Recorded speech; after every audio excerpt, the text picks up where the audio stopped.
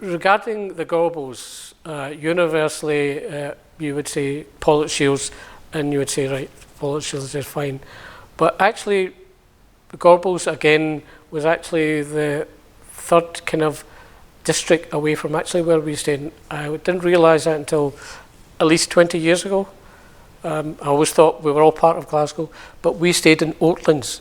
Then you had Hutchiston, Lauriston, and then you had the Gorbals. So if I can give you a picture, if you know of Glasgow, Caledonia Road, the old Caledonia Road going towards Rutherland, that is Lauriston and Hutchiston. And if you travel further towards Shawfield, which is a well-known place historically in Glasgow, it still remains there. It's the old dog racing track, which still goes on today. And there were army barracks just there. So we were actually really kind of 2-3 districts away from the Gorbals, and the area was called Oatlands. And we went to the primary school there, Wolseley Street, which I do need to mention, which I'll go on later on, was a Protestant school. And we're well, one could say that we were never disrespected in that part of the area we were brought up. Mum had limited English, but managed to do all her shopping. We were at school, and I do remember one other coloured family that stayed there. I'm sure they were of African background, and the name always rings in my mind. The young fella's name was Roland, and obviously I was called Gurdev, but couldn't be pronounced as called. I was called Davy. Regarding our family and the area we stayed in, I think we were very fortunate. Again, I will say the Scottish people are more welcoming. They're like the Punjabis, right? You will get those individuals to me who just don't take a liking to you, and therefore wherever you want to go down that line, they'll not like you at all.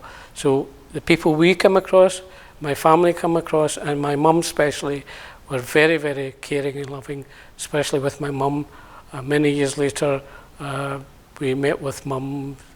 We had the fishmongers in Toll Cross where she could go, and she established such a rapport with the staff. The queue used to be out to the main street. She could walk up by the queue, and they would say, "Mrs. Pall, you've come. What is it you're wanting?" With her limited English, all these things. Wherever my family and my relatives we went, we didn't suffer any discrimination of being called a Paki or coloured and anything like that. I, hand in heart, would say that the Scottish people have been wonderful to us.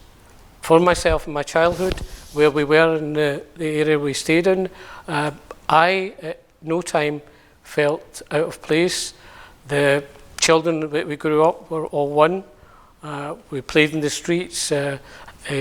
My brothers and sisters, my younger brothers, they retained their long hair. And as far as, again, I'm aware, in the area we stayed, we were blended in. Neighbours were wonderful. They're very loving and caring. In the stairway we stayed, no doors were locked. You had a piece of string through the door, and you could use that to open your door. Today, within the community of both, and universally Indian and Pakistani, and then the wider communities that have compassion, the humanitarian which is in every faith, and let's be with that and respect each other, and we will all go very far.